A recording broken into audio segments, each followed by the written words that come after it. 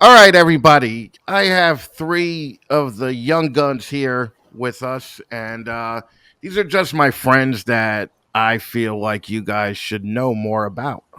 So, what we're going to do is this isn't even going to be a real leveling up. This is just going to be, an hour worth of bullshitting with me and my friends. So, um, Heidi, ladies first. What Hello. podcast do you do? And tell people about it. So I started in blue with my co-host Rachel in January.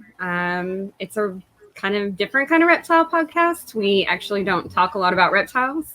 We mostly talk about the people that keep reptiles. We just want to get to know more about reptile keepers. Mm, Let okay. other people know more about our friends.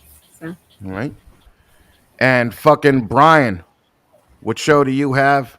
And when did you start it? Let's see, 60.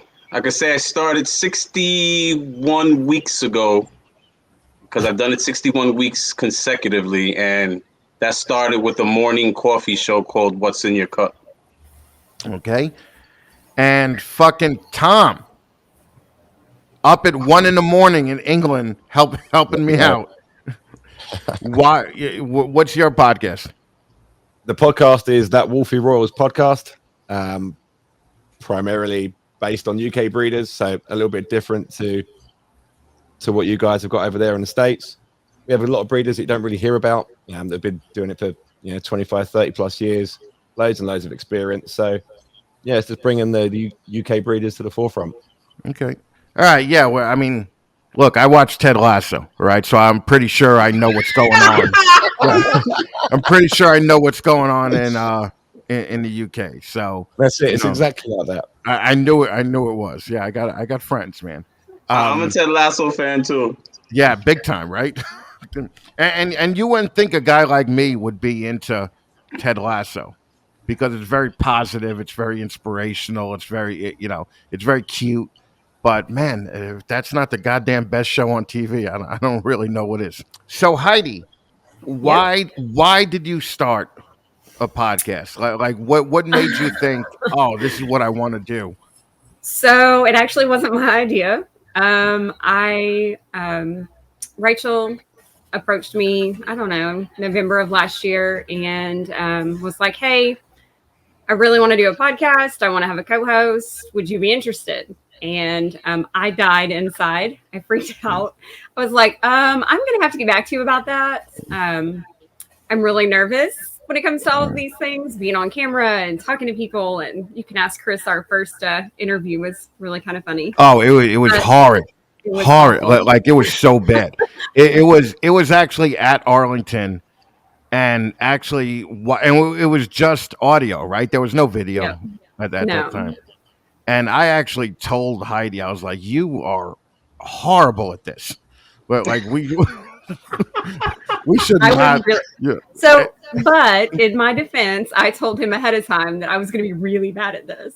she I'm like, did. I have She the did. worst Yeah, stage fright on the planet. Like, yeah. it's terrible. So, anyway, so I told Rachel, let me get back to you in a couple of days, and I had a real think about it and a talk with all of my friends, and everybody was like, just try it, just do it, see what happens. So then we had to come up with a like what we were going to do for the podcast. That really hadn't been decided yet either. It was kind of, do we want to do one, and now what do we talk about? And so actually Chase Patton was my inspiration for what I wanted to talk about on the show. I think he's a really interesting person, and I just felt like it would be really fun for more people to get to know the people that we know better, and more in a personal way. So that's how it Okay. started. All right, Brian. What made you think, man, I want to do six of these every fucking week for the next I only five do, years? for the record, I only do three. All right. Okay, I all only do right. three. You know? But it started out wanting to do something different. Everybody, the ability to go live. Everybody wants a show now, and 90% of them suck. Yeah. So I wanted to do something different, and I figured I'm a heavy coffee drinker. Everybody's going out at the same time slots. I was like, let's do something midweek. So Sean from Lever Genetics and I decided to have a cup of coffee and just shoot the shit. And our main topic was mental health for that first episode, because I believe everybody in the reptile community has one mental health or another, mental health issue or another. We're all crazy. So we touched on mental health and reptiles and all that good shit over a cup of coffee, and that's how it started. Yeah, I remember when you asked me on, and you're like, "Yeah, we do it at 7 in the morning on a Wednesday." I was like, "What? What? I don't understand. What are you trying to do?" And fucking a lot of people show up to your live, so that's awesome. I think the idea of doing a morning show for the reptiles was such a great fucking idea. So Yeah. uh, Somebody uh, else tried it. It didn't work out, but somebody else tried it, and I took that as a compliment that somebody else was trying the same thing. we're gonna ask. So who tried it? It was a Canadian. It was somebody up Oh, north. fuck them. Yeah, fuck. I mean, fuck. Really, like the Canadians. Really, the Canadians could go fuck themselves at this point. Like I'm not a big Canada fan at this point, except for the girls. I mean, there's some really good looking girls in Canada, but there's also a lot of pigs, and I'm not a fan of the pigs, and I'm not a fan of most of the snake breeders. Okay, but I like Billy, I like Mark, I like all the top people, but fuck everybody else. Um, Tom, I was with you from the beginning, man. What made you Indeed. wanna start this? There's nothing really in the UK that fits the market. To be honest, we listen to your show. We've got MJ's Trap Talks and things like that as well. But there's no one doing it in the UK. There's been a few that have come and gone and been like real short stints, like a few episodes, and that was it. It was sort of called quits. So I wanted to put something out there that was a little bit more long term and where people could hear about the guys doing it in the UK. Hmm. Now, what's the scene like in the UK? I mean, I know Ashley over there Yeah, and Darren, and they seem to be doing fairly well. To be honest with you, is that the typical of the scene there or no? it's certainly getting stronger. It's nowhere near the US market at the moment, like leagues behind in terms of value and projects that are there, but certainly getting stronger since Brexit happened. Sort of the European market was kind of undercutting it a little bit. Mm. So there's more stuff coming out of the UK now, and people are actually getting into some more decent long-term projects and making a go of it properly. But yeah, it's certainly getting stronger. All right, so now let's talk what you had to do your first show, because I know mostly Heidi's story and Tom's story. I don't know Brian's story, but Heidi, why don't you tell everybody what you had to do before your first show? Like, what did you have to get? What did you have to figure out? What did you have to, figure just to do one show every 2 weeks? What was the process behind getting that done? Because it's different because you're the only one here with a partner, whereas the rest of us do it alone. So we kind of run off on our own schedules, but you gotta kind of clear everything twice, right? Yeah, usually, yeah. Yeah, because both of us have to show up, right? So we both have to Right. schedule everything and make our schedules coordinate. So, um, I mean, to start with, I didn't know anything. Like, I knew absolutely nothing. So I didn't know what equipment to get. I didn't know. I didn't even know how to video edit. I didn't know how to do anything. So I just started learning. I took Crash LinkedIn learning courses for like 6 weeks. That's all I did was just figure out how to use everything. So I bought a camera and a mic and editing software and yeah, just taught myself. So do you just want to know what equipment I bought? Well, What I well, we'll, used? we'll we'll go back to equipment in a minute. But how much did you have Okay. to outlay before your first episode, Like money wise? money wise? Yeah. I don't know. It's probably less than $1,000. Okay. between All right. $500 and $1,000 probably. Okay. All right, Brian. What about What do you you? think? When you first started this, what did you know? What did you not know? What did you have to get? I had to make sure my wife's laptop was plugged in. Yeah. All right. Still using your wife's laptop now? And I'm still using my wife's laptop. And All the right. crazy part is I used to own a recording studio. I still have high tech equipment in storage somewhere, and I'm like, the shit works, man. So but I did promise in 2022 we're gonna step up the game. I got a new mic. I got one of these pod mics. Oh, Um, cool. Yeah, I got one of those too. Yeah. still in the box, but I Yeah. got it. We're getting the 4K camera, and it's a lot of work, man. It's a lot of work. Yeah. No. No. Well, now that pod mic is not a USB mic, so you got to get like a Focusrite or something to plug it into. Yep, So yeah. So really, your outlay before your first episode was zero, right? pretty much. I had to ask my wife for permission to use her laptop. All right. Well, I mean that could be more expensive than you know. That could be more expensive than money. Um, Tom, I know you put out quite a bit. Yeah, I was lucky though. I was in the same position as Heidi. I knew nothing. I didn't have the first clue of what to do. Editing software, nothing like that. It was all alien to me. I was actually quite lucky that some shops and some businesses in the UK scene actually sponsored it and put the money up for it. So I think I spent about £1,200, something like that, to get everything started. That was pod mics, the roadcaster station, things like that. So Mm. yeah, So I was blind. yeah, you did it like I did it. Like I when I was doing just audio, I got the Roadcaster, I got the mics, I got everything that you needed to. Just because the Roadcaster makes it so easy. Um, It's a godsend. to take incoming calls and everything. Now, Heidi, what mics are you using? So I use a Yeti X by Blue. Okay. It's a. Do you want to see it? What's a Been USB calling it. mic, right? Yeah. Yeah, it's a USB mic. Okay. It has to be really quiet in the house for me to use it. So I didn't want to Right. mess with the soundboard and all of that because I knew that we were doing a video podcast from the very beginning. So Right. Well, and then we use just like a Brio or something for yeah, I have a the Brio. web. Okay. And Brian, what about you? Just the laptop. I got a feeling, right?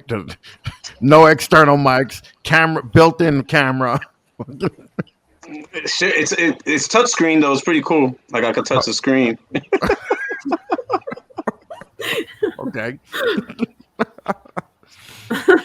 All right. Well, I got nothing to say after that. All right. And Tom, your Roadcaster, your pod mics, your Yeah, uh, roadcaster, pod mics, road boom arms and you got things. the Yeah, road. Yeah. So now, um, Tom, do you do video also or no? just audio. Just audio. Yeah. Started just like the Fatman did with audio only. Oh, I miss those days. It sounds like a balls ache editing all that video as well. So It's, I'm not throwing myself into that just yet. it's such a pain in the ass. It's a lot of work. I'm so regretful that I told my people, yeah, I'll do a year video, no problem. And then like by the third one, I'm like, motherfucker, like this is so much work. This is It's a lot. this is so much fucking work just because I do like a pre-show and a post-show. And then once I started doing video, the sponsors were like, hey, you think you could throw together an actual commercial and not just put my logo there? And I'm like, oh yeah, I guess, like, and then that's more work, Yeah. and then certain sponsors want to change the commercial every episode. So I'm like, oh, now I got to record a new one every fucking episode. It's, yeah, no, I regret doing video, but at the same time, I'm learning to love it. Where because now I get shit even just on the fourth or fifth episode, I get things done so much faster than that first one. That first one, I probably worked on for 3 weeks, and just nonstop, like just fucking working on it. So You know, it is what it is. But is there a plan to go to video or no? Maybe after the first year. I'm gonna see how it goes, see how well received it is. You know, it's doing pretty well so far. So as long as people continue to download it and people still want to do it, then yeah, I'll perhaps look at switching to video as well at Okay. the start of next year, perhaps. All right. And Heidi just blew her load right away and was like, I'm starting with video. I'm going to fucking just crush it on video. I'm going to get another hot co host and I'm just going to do shit and just fucking have people watch.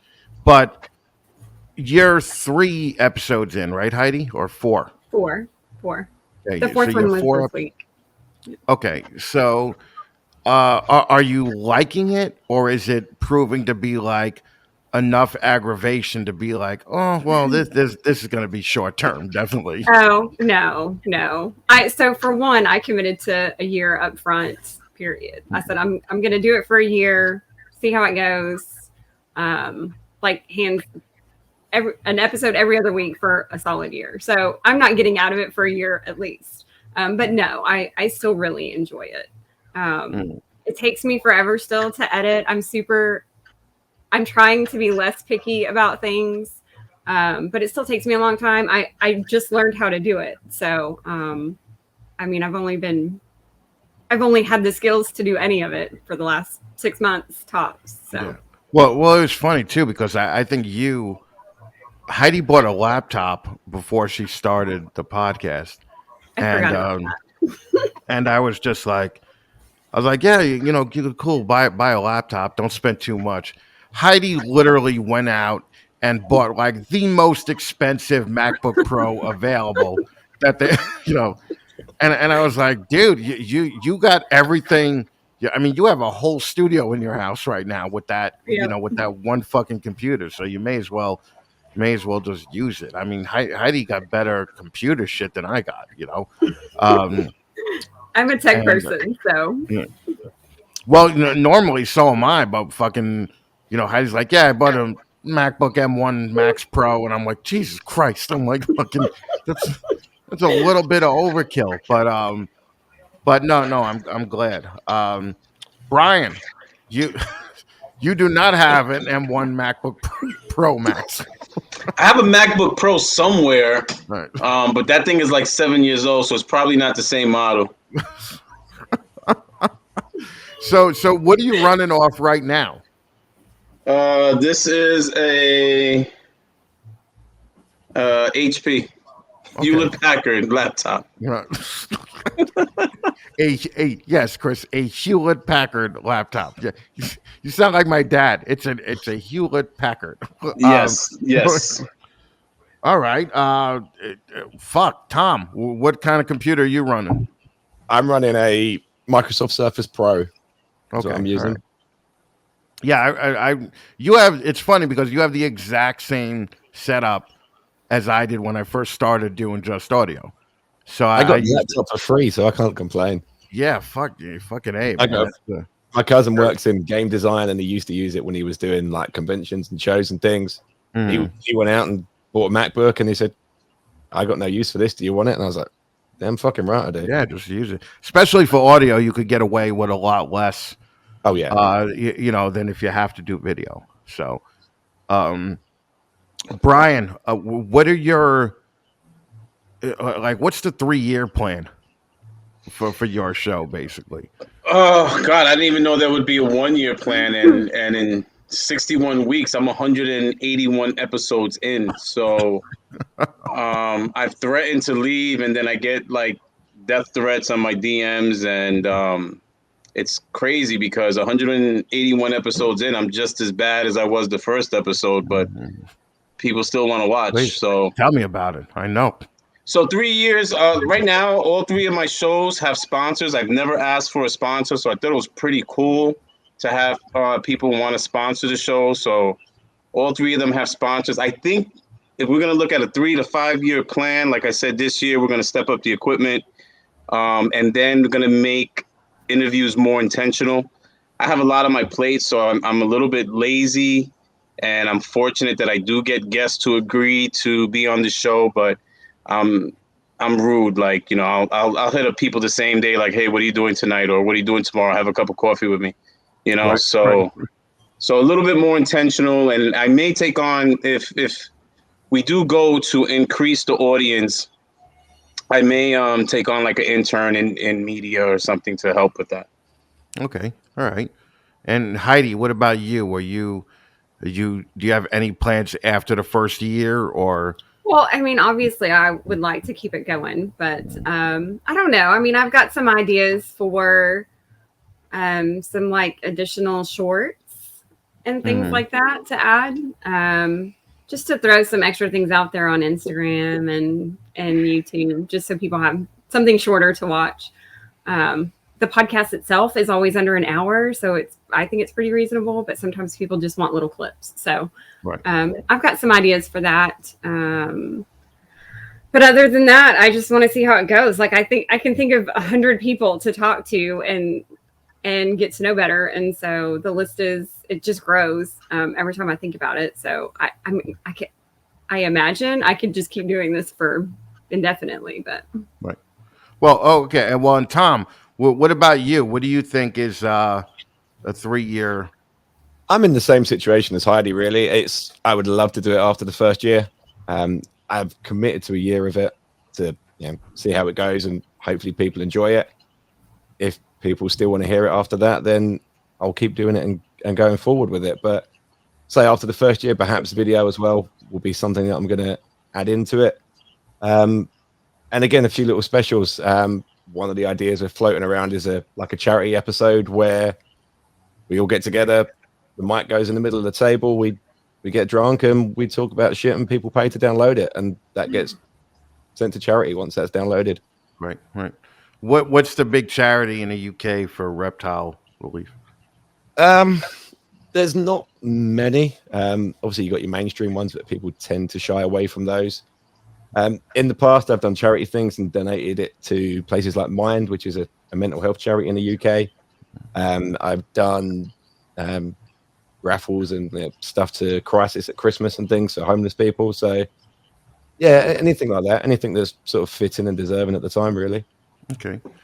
And what's the aspirations number wise for you guys to hit? Do you pay attention to the numbers, or do you just, or is your mentality like, hey, I'm having fun at this, I'm not gonna, I don't care about the numbers? Because the general rule of thumb with podcasting is you better pick what you like to talk about, because nobody's going to be listening to you for at least a year, and then then you'll slowly gather up people. But Heidi, like, what's the number you would be happy to hit per episode?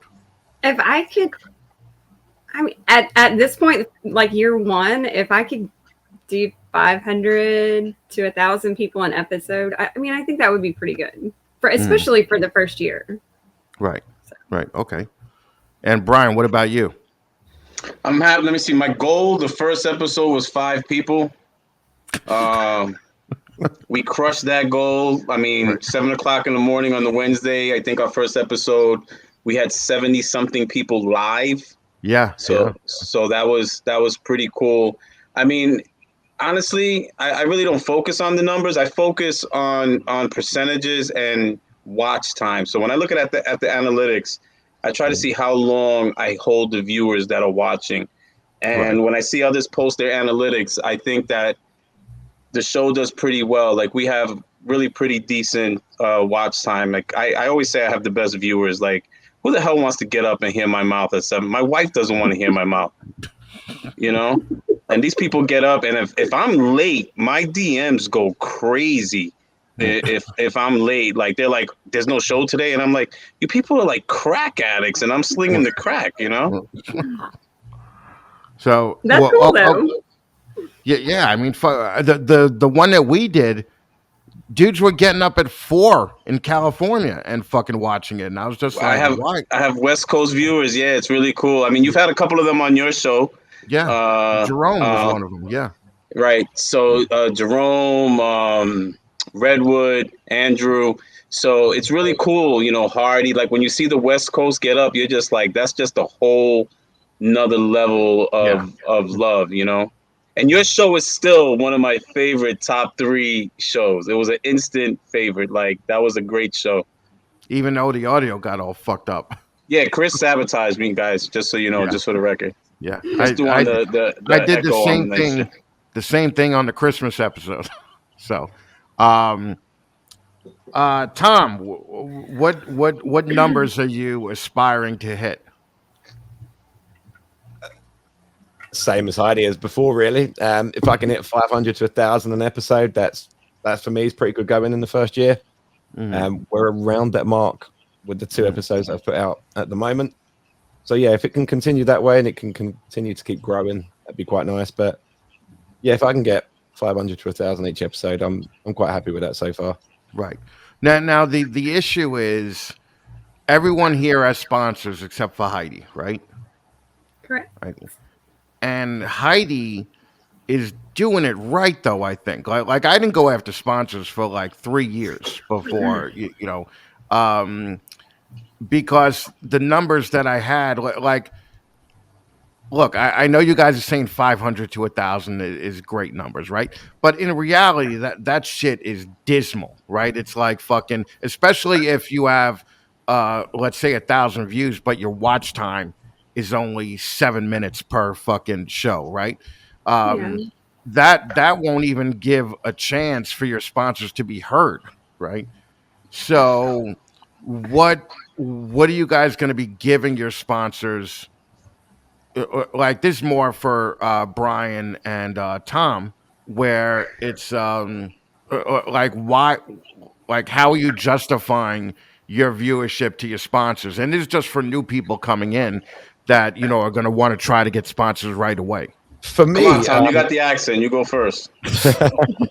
for me, I've been quite lucky. The sponsors that I've got are all friends within the hobby. I've known them quite a few years, and it was stuff that we discussed before. There was no real podcast out there for the UK stuff. As I said before, people still sort of started and then failed or stopped for other reasons. So there was a huge void there for it. People wanted to do it, but no one wanted to be the person that went to do it. So I've always liked talking. It doesn't bother me. I get on well with most people. So I sort of floated the idea with a few people that I'd known that have got shops and stuff and said, look, I want to get this done. Realistically, I want to, if I go and do something, I want to buy the best equipment that I can. And I want to chuck myself into it all the way and sort of start from the top. To make that possible, I needed to get people on board that wanted to hear the podcast, that wanted to do the podcast, and wanted to support it for just the reason that they don't really care about the money or the advertising revenue that it created, but just wanted to put something out there with me. Okay. And Bryan, what about you? I should have went first. Going after that accent really sucks. Yeah. I should have went first. The Bronx accent doesn't really cut it. Believe me, I get that. Yeah. So it's like an I episode said, of Bumping Malone. like I said before, I didn't ask for sponsors. I was fortunate. I think one of the things that has been working is that most of the people that I have on my show are reptile breeders. And they're not big names, but they're doing big things. And they get introduced to a lot of people that don't know them. And they make money off my show. Ironically, I'll get calls and DMs afterwards, and people will say, wow, I just got this many animals, or I just sold this many animals after your show. And we're talking that goes into the thousands of dollars. So my sponsors, again, I've never sought sponsorship. I had people that came to me, offered me stuff, and said they'd like to sponsor me. And it's been pretty cool.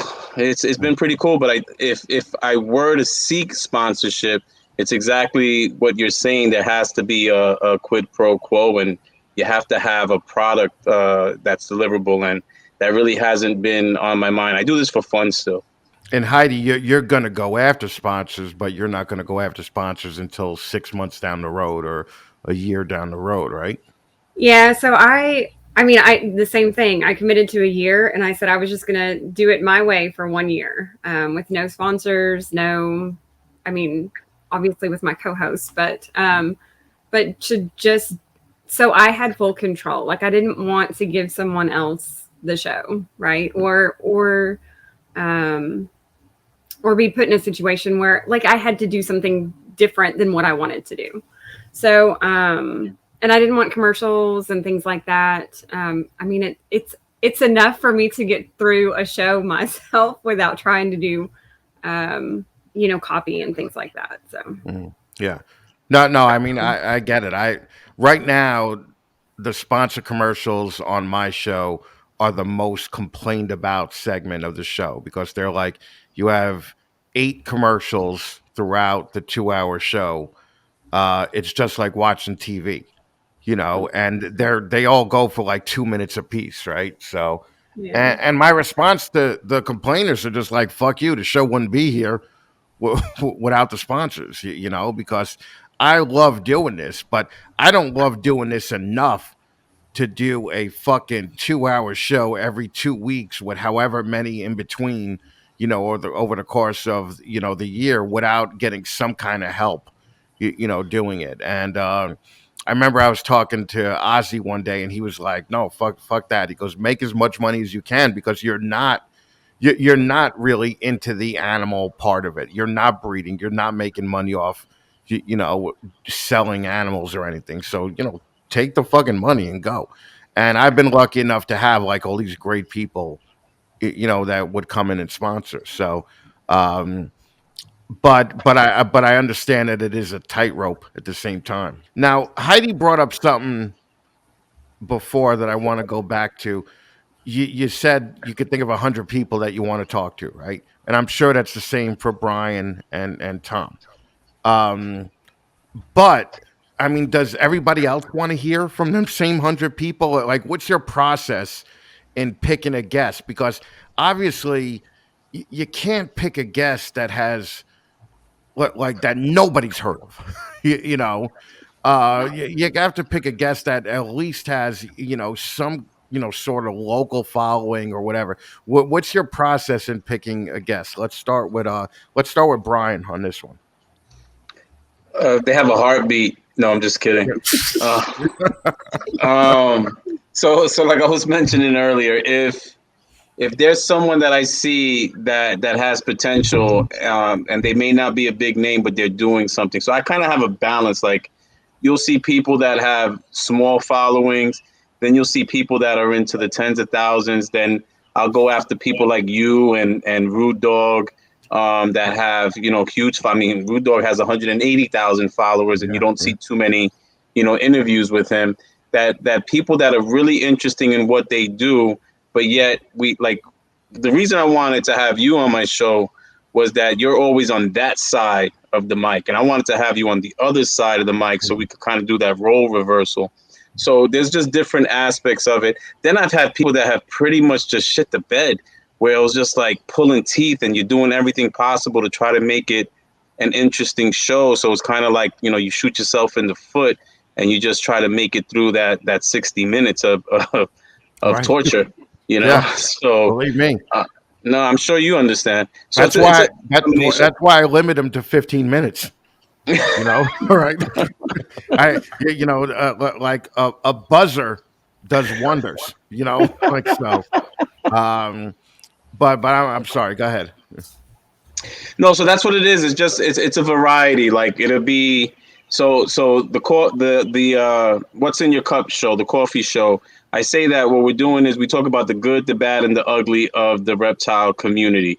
And fortunately, every week there's good shit that happens, bad shit and horrible shit, from scamming to people just disappearing to a lot of the great stories. So it's more of a gossipy type of theme that show, and there's always content out there, and then I just monitor social media and all the stuff that's going on, and that kind of like helps inspire what the next topics are going to be. Okay. What about you, Tom? Like, how do you pick your guests? Because I got to be honest, I haven't heard, other than like the 3 or 4 people in England that I know, Yep. of that do this. I don't know anybody in the UK, that's pushing reptiles and all. The only reason that I know you guys are there is that when I check my analytics, there's a couple of thousand people in the UK that listen, and I'm like, what? I'm like, Yeah. so for the first time in my life, I could be like, yo, I'm huge in Germany, and it'd be accurate, So how do you go about picking? Because I don't know anything about the reptile culture in the UK.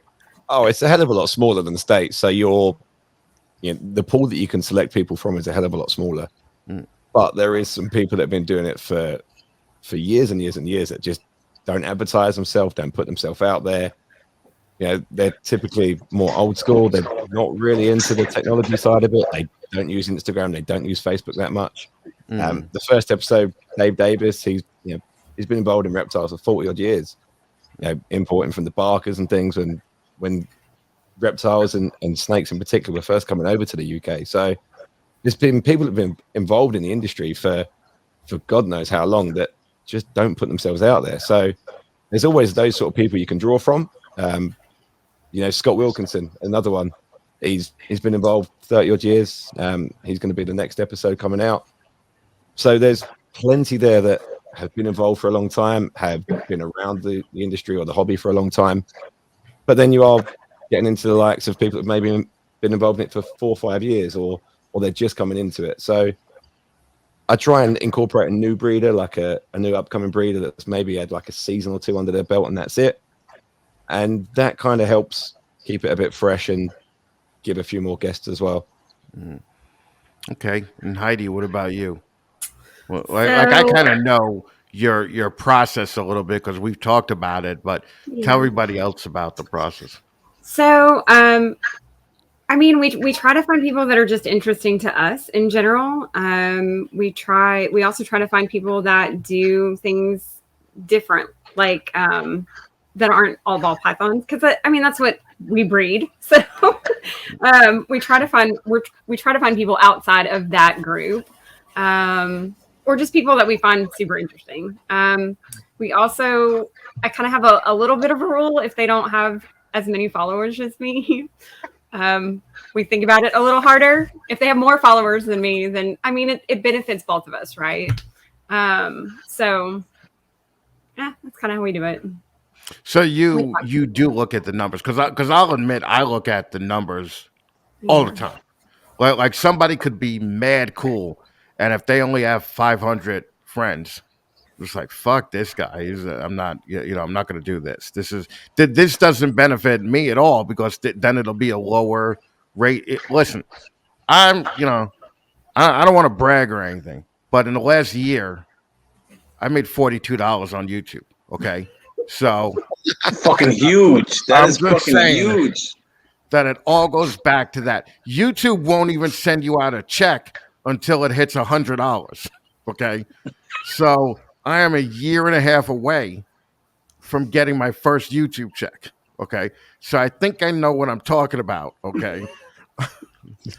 When I say that it's important to look at the numbers because the bottom line is you don't want to like you want people, especially like Heidi in the first year and Tom in the first year, where you want to put yourself in front of however many eyes as possible, right? Like I'm sure that's the only reason Heidi is doing this because she's like, "Fuck you, Chris. I'll never do your fucking dumb show." Whatever. Right? So fucking, it's you want to be put in front of as many eyes as possible, but you don't want to put yourself in front of the wrong eyes because if you have if you're interviewing somebody with under 1,000 friends, odds are their friends are your friends anyway, right? So you're making no progress that week in the evolution of your show. Do you guys agree with that or no?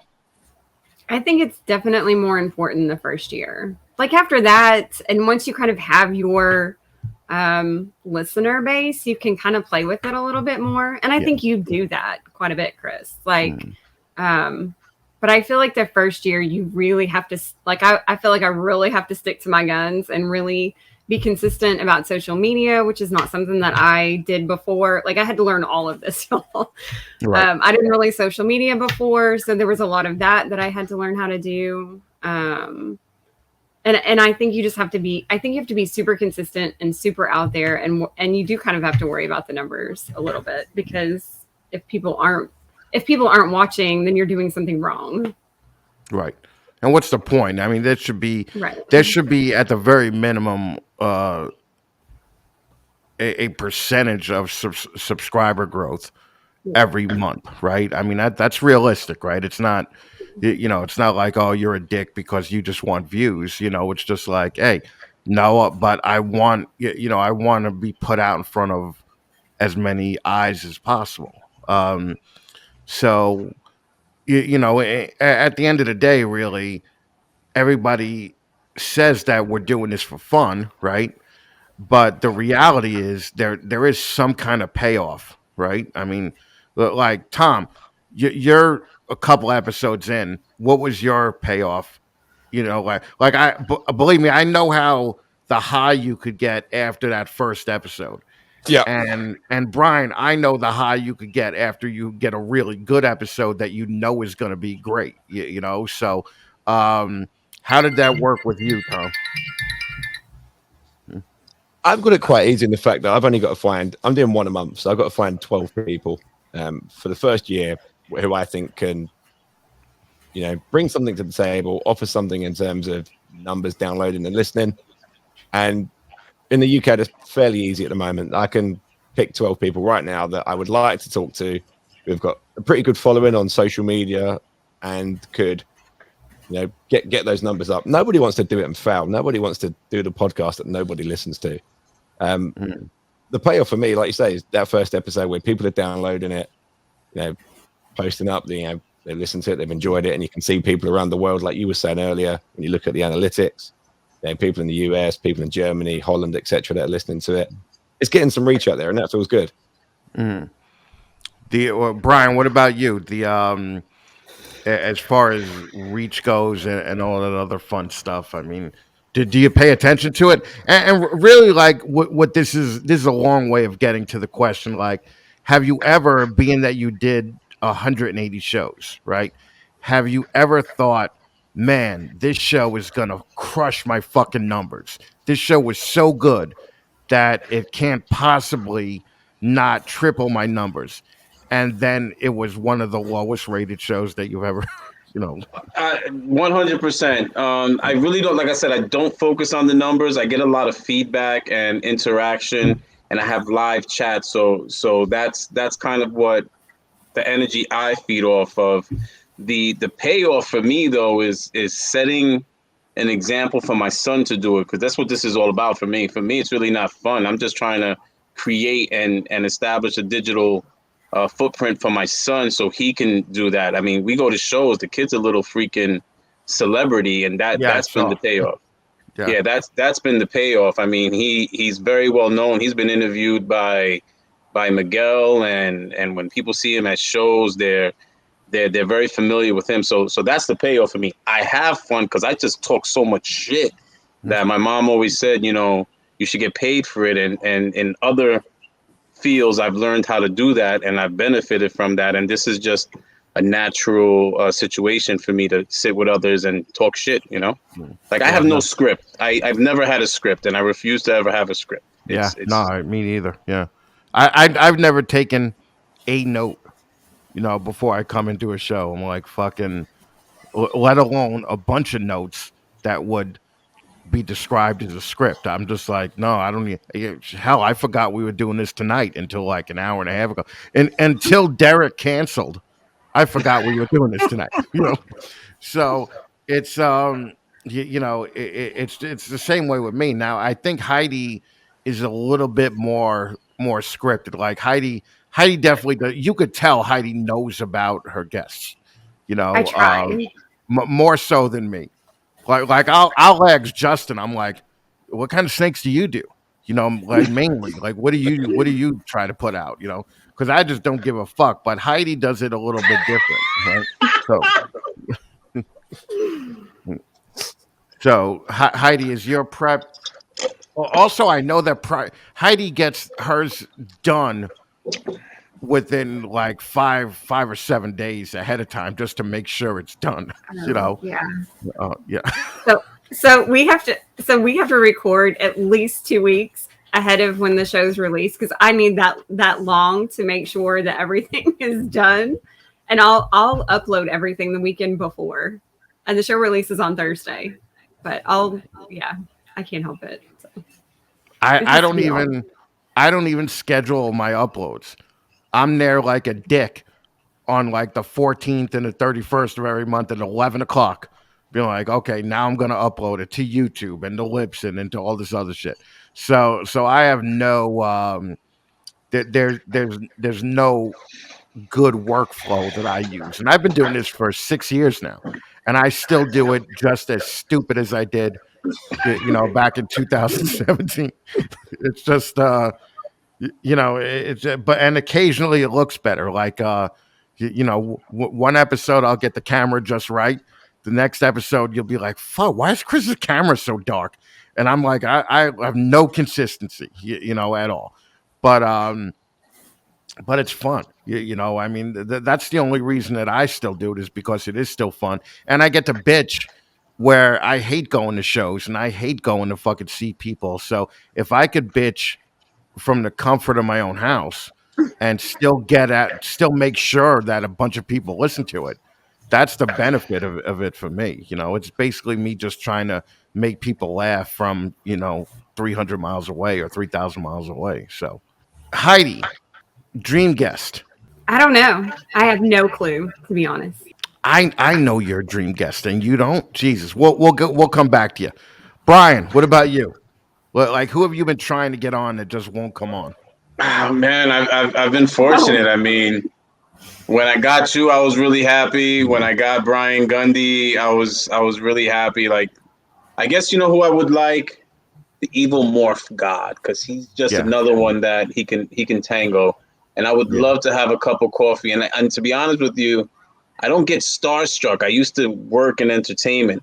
I would like to argue with him because he professes to be good at arguing. So I would like to have an argument and disagree on shit. You and I disagreed and we had a good time. You know what I mean? Yeah. Oh yeah. Yeah. Well, the difference is that you were one of the two Puerto Ricans that actually put me on, even though we disagreed, right, and still kept my episode. Okay. Look, I'm not saying nothing. I'm just saying. Okay. You got to go back and watch the show to understand what we're talking about.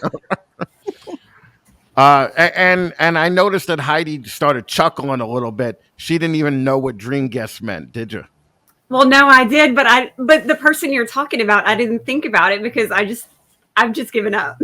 So yeah. Like I'm not going to push them. So, okay. But yes, that she would definitely be. It's Tracy Barker, right? Tracy Barker. Yeah. So, 100%. She's so difficult to get on.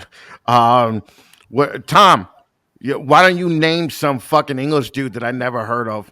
And tell me that he's your dream guest.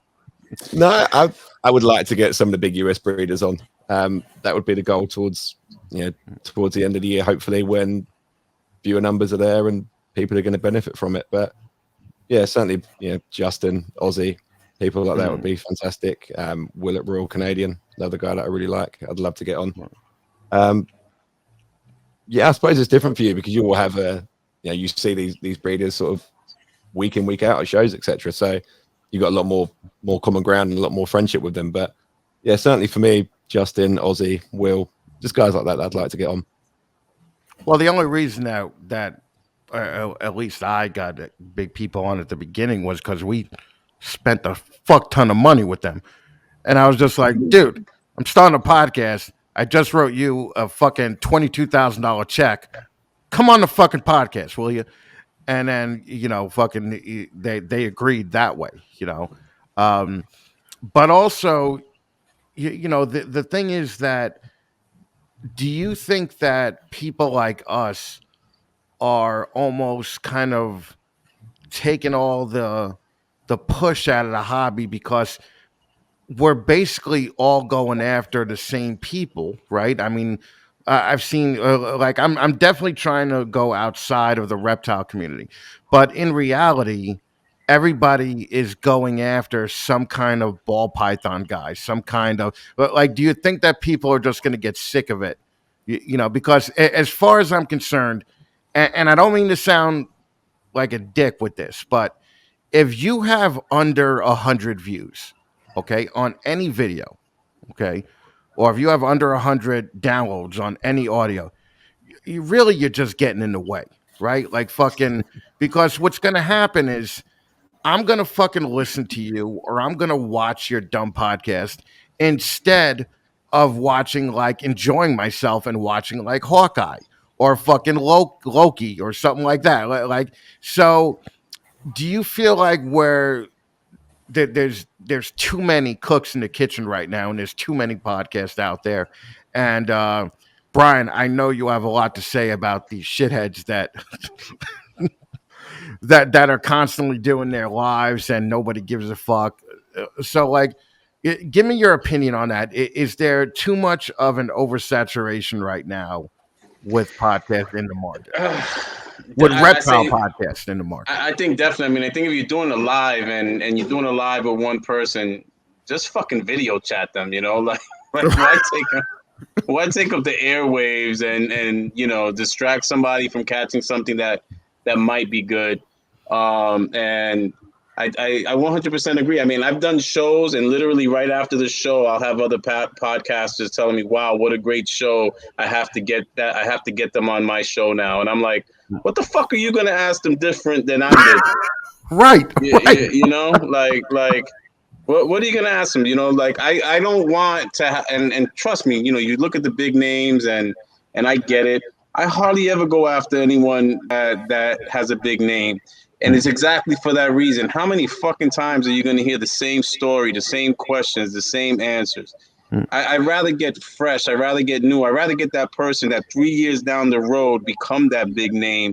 And people say 3 years ago, I saw him on a podcast with Bryan. I saw him on one of Bryan's shows. So yeah, I definitely agree with you. Every fucking week, somebody else is popping up, and I tell them, "Good luck. Do what you got to do. Don't schedule your fucking show during the same time as one of my shows." No, that's that's the way to do it.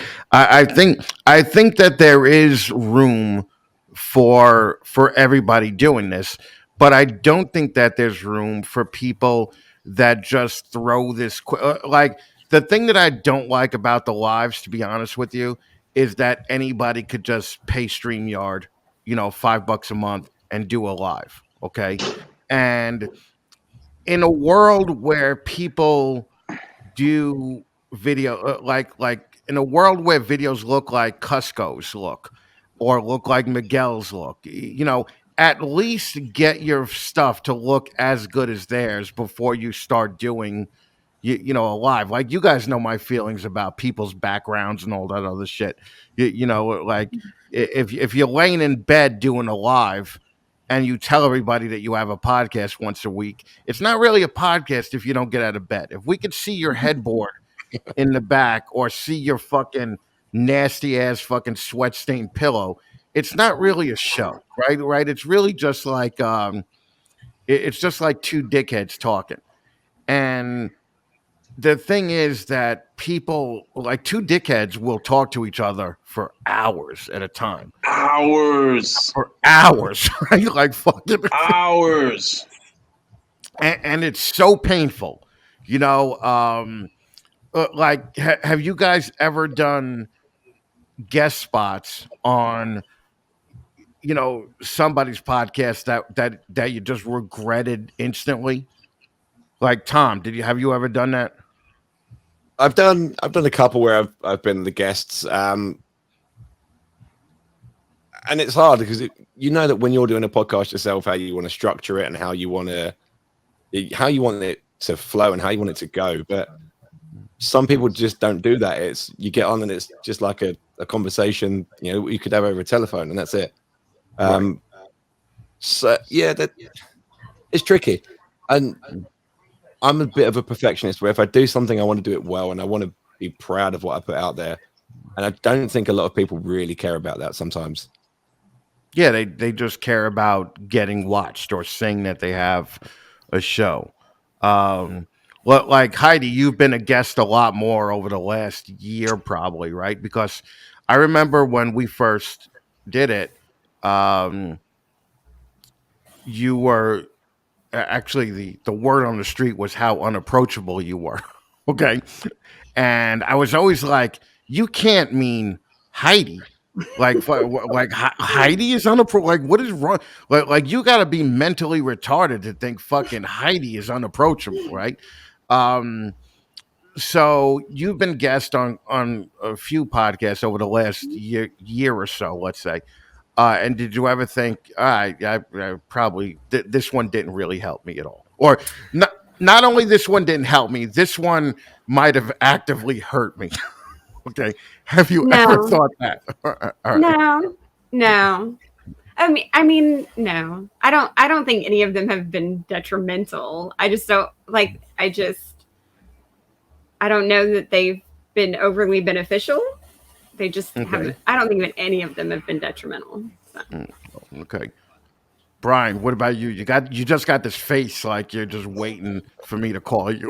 Because it's hysterical. Like I really don't want to do anybody else's show anymore. Like, um, I've done a few, and honestly, I end up fucking taking over the show. Like, so instead of doing 3 shows, now I'm doing a 4th show for the week because I end up having to navigate and lead the conversation because I don't do good with dead silence, and I Right. feel that uncomfortable feeling with the dead silence. It's like being on a first date and that uncomfortable feeling. So I end up like literally taking over the show, and I'm like, for that I should have just fucking had you on one of my shows. Right. Right. Yeah. No. No. I've definitely had those shows where there's been 30 seconds of silence in between, and it was okay actually before YouTube. Because when you're doing just audio, I mean, Tom knows you could just cut that shit That just out, goes. right? In audio, but in on video, when you're just fucking staring at each other with your thumb up your asses, it's just like this is a little bit weird. Like, why are we doing this? Like, we could have just did this on the phone, like fucking. Um, it's just like I said before, I think that there's room for everybody, but put a little thought and preparation into this. I mean, I didn't know Brian when he was starting, but I knew Tom and Heidi right when they were starting, and we talked about this shit for months before a first show was even even Yep. thought of. And it just seems like people find out that StreamYard is free, and they're like, "Oh, I could do a live. I'm going to do one tonight at 7:30."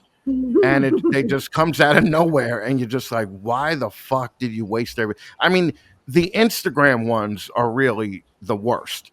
I mean, those are just like a waste of time, I think. But I'm old and I don't really use Instagram that much. But the Instagram one looks just like a public video chat because people will be cleaning out their cages and fucking talking to each other, and it's alive on Instagram, and you're like, what's the point of this whole fucking thing?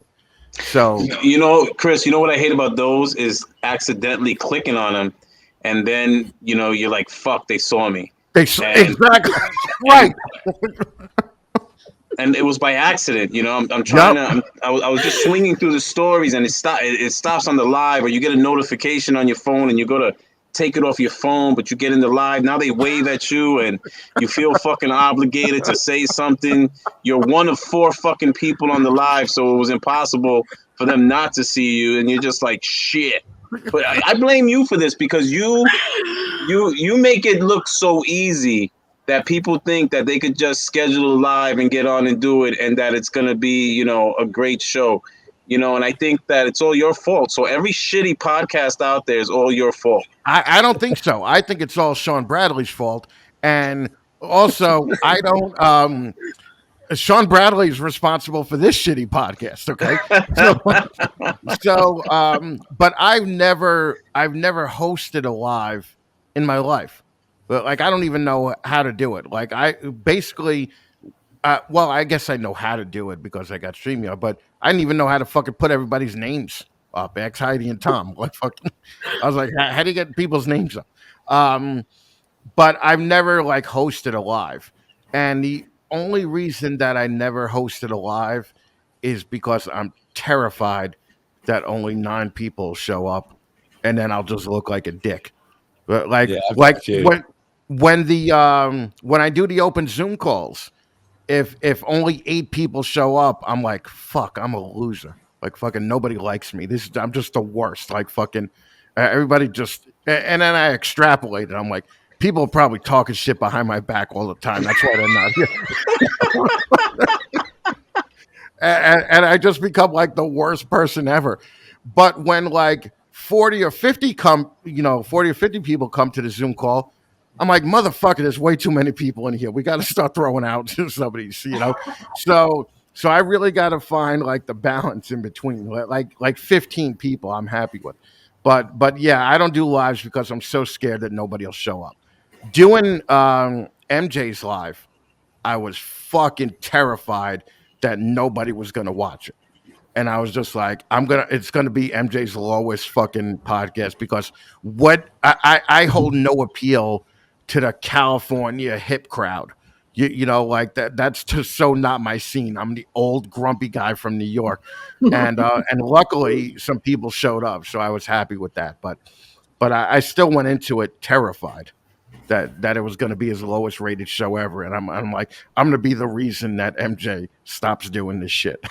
It just it is what it is. I mean, sort of like, you know, having this episode, when I have you guys on. So we'll just see what happens with this one. And there's that fat man charm that we all know and love. No, it's just Well, the it was worst. nice knowing you. Yeah. Heidi's just gonna be like, Heidi's gonna be like that one interview I did with you, Chris, with those two other morons. That was the detrimental one. That was the one that really hurt in blue. Like we sold 0 T-shirts the month after I was on your dumb leveling up video. No, all our shows are gonna get shut down after this shit. Yeah, I probably believe it. So you only do lives, right, Bryan? I only do lives, yes. Yeah. Okay, so you don't got to worry about a pre-show or a post-show. If you fuck it up, it doesn't matter. It's going up, and that's it. Yeah, that's it. It's your. I've actually, I did one. I've done a couple of pre-recording just because of scheduling issues. Because I do have, the show on Wednesdays at 7. Shameless plug, and then there's one on Thursday and Friday at 8 p.m. And they're every week, and people are used to it. So if I have a conflict, I'll do a pre-recording, and sometimes maybe with somebody from the West Coast. But it's recorded live. It's like, remember the sitcoms, recorded before a live audience. And I remember we did one, and a couple of people that were on that one two people asked if I can edit it, and I was like, go fuck yourself. They don't get edited. You should have thought before you spoke. Like there's no buyer's remorse or guest remorse. You said it, that shit's going up. Yeah, you got to hold it. But that's actually the opposite of what Heidi and Tom do, right? Yep. Like Heidi will edit that shit down until The thought of doing a live makes me want to throw up. Like, I cannot.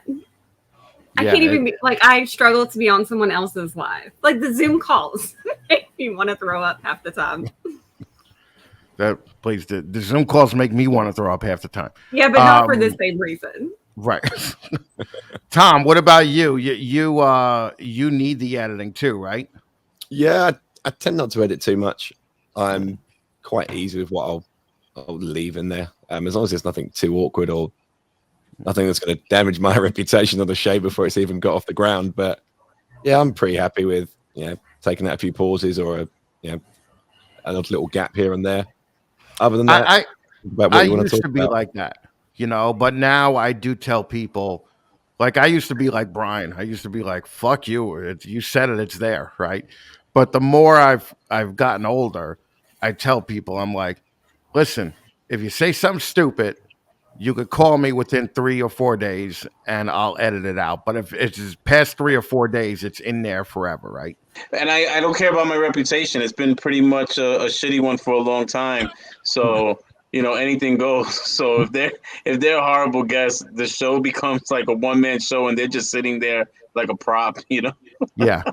No, believe me, I am well aware of having a shitty, about having a shitty reputation. Heidi, however, has a pristine reputation. So she can't really. I don't know about that.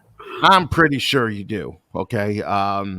It would be hard to have somebody like, myself or one of like you, especially Brian, on Heidi's show, like fucking, because we would just be cursing up a storm, and like literally, I think I could probably hold it back a little bit, but there would definitely be a couple of fucks that work its way through the conversation. Like I already know how to bleep them. I'm gonna use a rattlesnake rattle. Oh, Ah, there Isn't you that go. cute? It's adorable. that's nice. That's nice. That's a good idea. It'd be funny is if like tomorrow on Brian's show, he's just rattlesnake. He's using the rattlesnake rattle every fucking time. That'd be fucking awesome. She didn't find that too funny. Did you see her muscles tense up? I saw the look. She was like, Why did I let that out? Why did I let that out? I'll come up with my a different God. one. It's fine. You can have that one. "No, it's No, okay. no, it's good, it's good. Nobody used the rattlesnake rattle. Okay. Well, hopefully We nobody don't- we don't cusses bleep on my show, and I don't have shows. to worry about it. Well, There's no the thing bleeping is, on my like, shows. There's a warning, and it's 18 and older, so there's a lot of f-bomb. I do a show with a Canadian, and forget it. His mouth is straight fucking trash. yeah. Well, and fucking Tom just probably figures I'm all the way in England. What the fuck is she gonna do if I use that rattlesnake rattle? I've just downloaded it right now. Tom's gonna go on Epidemic Sound and be like rattlesnake rattle, and then he's gonna download every one of them. Oh my god! All right, so we've been at this for like an hour, so we're gonna shut this down. Heidi, how can people get in touch with you? inbluepodcast.com. Best place to get a hold of us. Oh, that's one of the other questions. Do either of you have websites? I don't. Lazy ass. What about you, Brian? No, I mean, I don't have anything. I don't have any associated with the reptile world. Brian's just like I got my wife's laptop. That's it. That's all I need. That's So it. Anything more than that is too high tech. Yeah. So how can people get in touch with you, Brian? Samson Snakeatorium. Instagram, Samson Snakeatorium, or YouTube, Samson Snakeatorium. Beautiful. And what about you, Tom?